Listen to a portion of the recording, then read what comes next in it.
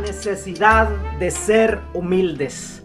La necesidad de ser humildes. Este día vamos a estar reflexionando y recordando acerca de esas doctrinas tan tradicionales, para muchos históricas, pero que tal vez ya no tienen muchas relevancias en nuestro tiempo, en nuestra iglesia contemporánea que nosotros conocemos. Hablar de la humildad se nos ha olvidado. Hablar del arrepentimiento se nos ha olvidado. Solo parecen ser enseñanzas clásicas, pero como que no tienen mucho pegue, como que no son muy populares esos temas, como que no son muy de impacto al pueblo de Dios. Se nos ha enseñado y estamos sedientos a volver a recordar esos principios, esos fundamentos básicos que nos enseñó nuestro Señor Jesucristo, que es el pilar, la piedra angular de la iglesia, del cuerpo del Señor, y se nos ha olvidado enseñarlos y practicarlos sobre todas las cosas. Pero hay muchos tipos de humildad. Hay una humildad que es voluntaria. Muchos de nosotros sabemos que nosotros tenemos esa facultad de decidir si queremos ser humildes y someternos a la palabra del Señor, a la voluntad del Señor. Porque si no somos humildes, entonces nosotros somos considerados soberbios, orgullosos. Somos personas que estamos en contra de lo que ya Dios dijo en su palabra, sea por ignorancia o por omisión misma. Así es que nosotros este día vamos a aprender acerca de la humildad voluntaria y también vamos a aprender acerca de la humildad que es impuesta o la humildad que te obligan o te humillan, no porque tú quieras ser humillado por una tercera persona o por un individuo o por un régimen, sino porque el sistema te humilla. Vamos a hablar de ese tipo de humillación y vamos a comenzar en 2 de Samuel, en el capítulo 10, versículo 4. Vamos a tomar como base. Aquí hay una historia que a muchos les parece cómica porque de la forma como la Biblia lo describe o lo literaliza en la escritura. Dice la palabra del Señor: entonces Hanún tomó los siervos de David, les rapó la mitad de la barba, les cortó los vestidos por la mitad hasta las nalgas y los despidió. Mira, te voy a contar la historia porque no lo vamos a leer todo, pero ahí en su casa usted puede leer la derrota de amonitas y de los sirios.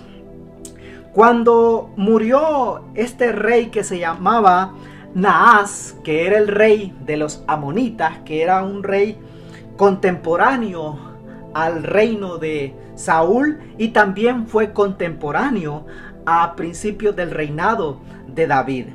Pero este rey Naas murió. Naas fue ese rey que amenazaba a Jabes de Galaad, a esta ciudad, a este pueblo, que los iba a destruir. Pero este pueblo pidió auxilio al pueblo de Israel. Y en ese tiempo se estaba iniciando el reinado de Saúl. Y Saúl logró reunir un gran ejército y fue en contra de este rey amonita y lo venció. Pero al parecer, con el reinado de David, las relaciones internacionales cambiaron. Y Naas y el rey David se llevaban bien. Entonces resulta ser que al pasar del tiempo, a pasar unos 50 años, pues murió este rey Naas y quedó en su lugar reinando su hijo que se llamaba Hanún. Y un día David se dio cuenta que ya Naas había muerto y mandó consejeros, mandó una comisión de su reino a darle las condolencias en una forma de agradecimiento, quizás por tener buenas relaciones con Naas en ese tiempo, a este rey de los amonitas, a Hanún. Pero Hanún fue mal aconsejado por los príncipes de los amonitas y le dijeron: mira, nosotros no nos olvidamos que Saúl derrotó a tu padre Naas. No nos olvidamos. Mira, David tiene un plan. Esas personas que vienen a consolarte por la muerte de tu padre no vienen con buenas intenciones, son espías, vienen a espionar nuestro territorio, vienen a ver por dónde nos van a atacar. Le metieron miedo a este rey, a Hanún. Entonces Hanún les creyó a los príncipes amonitas. Y Hanún lo que hizo fue hacerles pasar vergüenza a los consejeros. Los humilló prácticamente. Ahí entra una humillación total. Dice que les mandó a rapar la barba, a quitar la barba por la mitad. Y eso pareciera ser insignificante en nuestra cultura, como que eso no tiene mucho importancia. Pero sí, en ese tiempo y para la cultura hasta el día de hoy, para la cultura de un judío, de un hebreo, la barba significa mucho. Significa mucha dignidad en la persona, tiene mucho valor en la persona en esas culturas.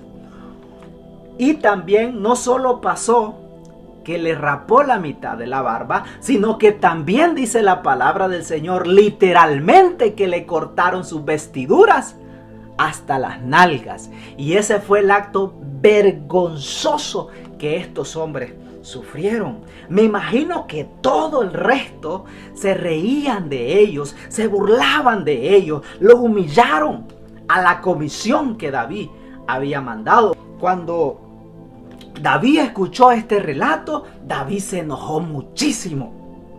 Y allí conocemos la historia que se armó el general Joab y David lo mandó para derrotar a los amonitas.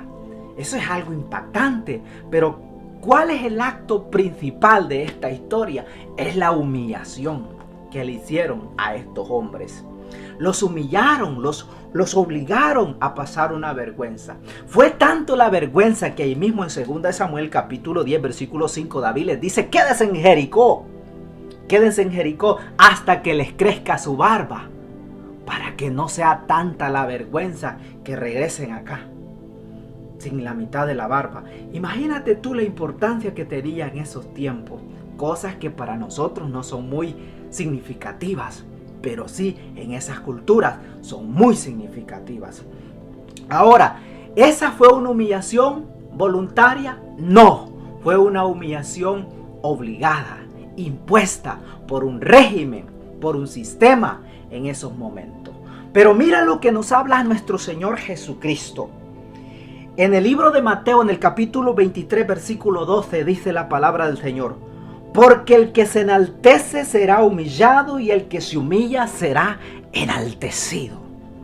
El Maestro de Maestros nos da una cátedra ilustre con estas palabras: que el que se enaltece será humillado y el que se humilla será enaltecido. En ese tiempo había un problema. Jesús se enfrentó a ese gran sistema de los religiosos que se creían muy importantes, que tenían que ser alabados, aplaudidos. Venga, te lo voy a leer allí mismo, Mateo 23. Vamos a leer desde el 5 en adelante y dice la palabra del Señor: antes hacen todas sus obras para ser visto por los hombres, pues ensanchan sus filacterías y extienden los flecos de sus mantos, y aman los primeros asientos en las cenas y las primeras sillas en las sinagogas y las salutaciones en las plazas, y que los hombres le llamen Rabí, Rabí, maestro. ¿Ve? Mira lo que quieres y mira lo que Jesús le dice en esos momentos: pero vosotros no querráis que os llamen Rabí, porque uno es vuestro maestro, el Cristo, y todos vosotros sois hermanos. Tú sabes que esos problemas de títulos ya existían en tiempos de Jesús. Ahora no es nada novedoso que en nuestra iglesia contemporánea exista un gran caos por los títulos. Por que te llamen como profeta, o que te llamen como pastor, o que te llamen como apóstol o superapóstol del tercer día. Oye, hay un gran problema, y esa es una enfermedad. Porque el ego se alimenta de aplausos, de adulaciones, de que los hombres te pongan en un pedestal, que te exalten tus acciones, que te publiquen, que te viralicen, que te den gloria. Es muy peligroso porque estamos siendo contagiados de una enfermedad tan cruel. Voy a hacer méritos a esta expresión de una persona muy sabia que dijo que el orgullo es la peor enfermedad que existe. Porque el orgullo es tan peligroso que aún el que tiene esa enfermedad no se da cuenta que la tiene. Porque entra con mucha sutileza y te da placer a tu oído. Las adulaciones te dan placer. Los aplausos te dan placer, te dan complacencia y te engrandecen y te enaltecen. O la habilidad intelectual que tú tienes, o el sobresalir te enaltece, o la posición donde tú estás te enaltece. No porque no te la merezcas, no porque no eres digno de tener una posición en autoridad, sea política, empresarial, religiosa, a cualquier posición donde Dios te lleve, somos tentados. Somos tentados. Y es allí donde nosotros como hijos de Dios, si Dios nos lleva a una posición de esa, tenemos que orar al Señor que nuestro servicio esté acompañado de la humildad que Cristo quiere que nosotros tengamos.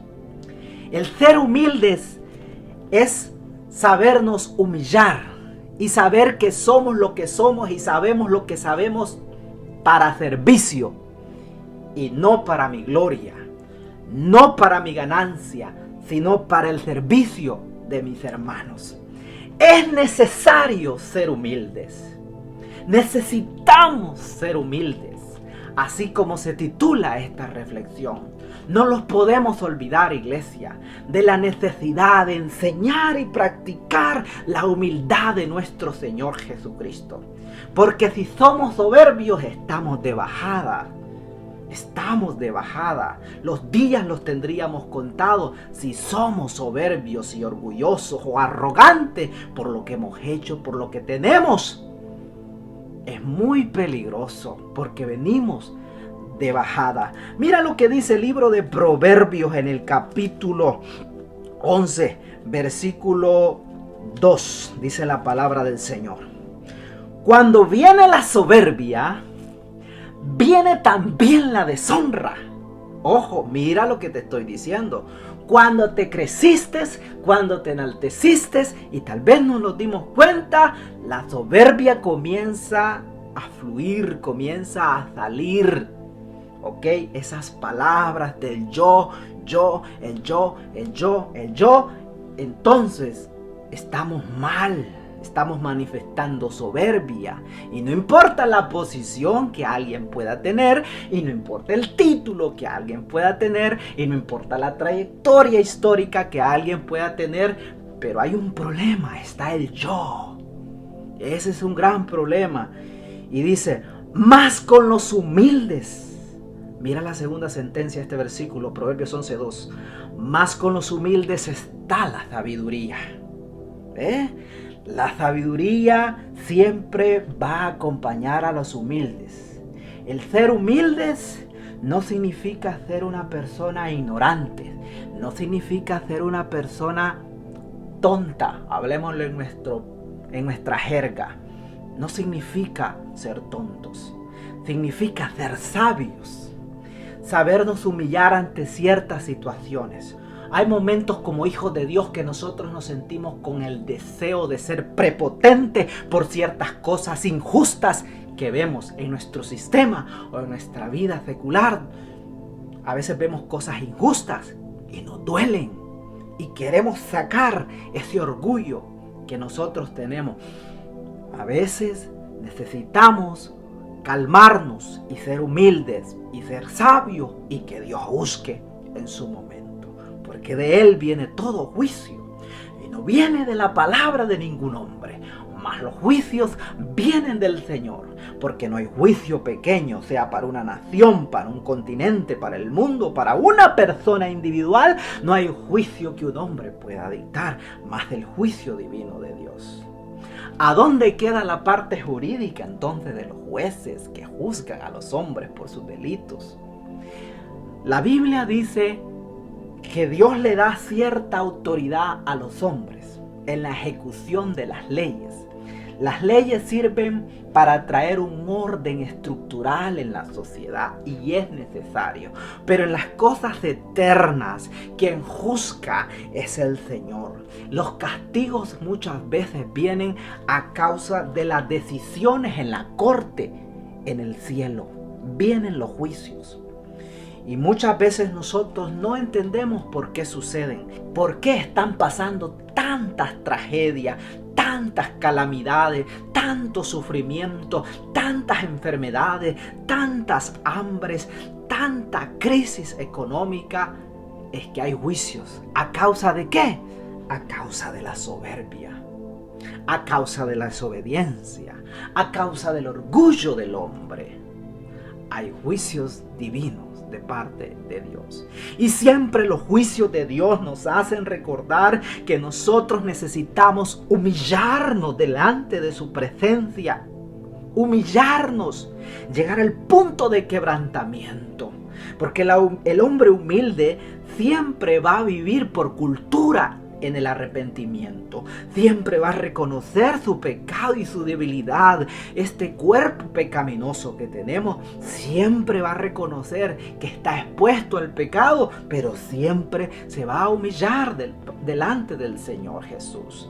Esa es la persona humilde. Y mira lo que dice también Proverbios capítulo 3 versículo 34, dice la palabra del Señor. Ya vimos Proverbios 11:2 que nos habla que la sabiduría de Dios, que es uno de los 7 espíritus de Dios, acompaña a los humildes. Pero mira también lo que acompaña a los humildes. Y dice, ciertamente Él escarnecerá a los escarnecedores. En pocas palabras, el Señor se va a burlar de los que son burladores. Ojo con eso. El Señor se va a burlar de aquellos que son bien burladores. Y dice, y a los hombres humildes, y a los humildes, y a las mujeres humildes, Él dará su gracia. Él dará su gracia. ¿Por qué? Porque somos humildes. Pero no somos humildes para ser vistos por los hombres, como lo hacían los fariseos. Somos humildes para ser aceptados delante de la presencia del Señor. Iglesia de Jesucristo, que no se nos olvide la necesidad de ser humildes. Así es que donde quiera que estás, te bendigo. Y nos vemos muy pronto en nuestra próxima reflexión aquí en Tiempo de Acción. Bendiciones.